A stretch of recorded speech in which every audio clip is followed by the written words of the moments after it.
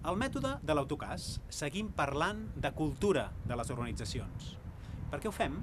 Doncs perquè és una dimensió sovint molt oculta i que a la vegada té un gran impacte en la nostra manera de veure el món, en la nostra manera de relacionar-nos. Aleshores, començarem parlant per les organitzacions que estan a la base, les que van fer les primeres aportacions a la humanitat. Sí? I que és un arquetip d'organitzacions que, per molt que siguin molt antigues, no vol dir que encara no estigui funcionant. Organitzacions vermelles. Quina és la visió del món?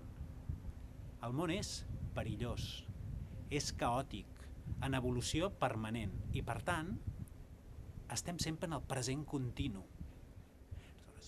Les persones que lideren aquestes organitzacions, qui són?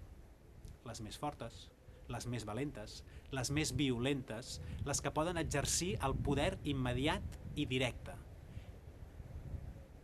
I aquestes persones cohesionen els equips a través de la violència, a través de la força, a través de la por.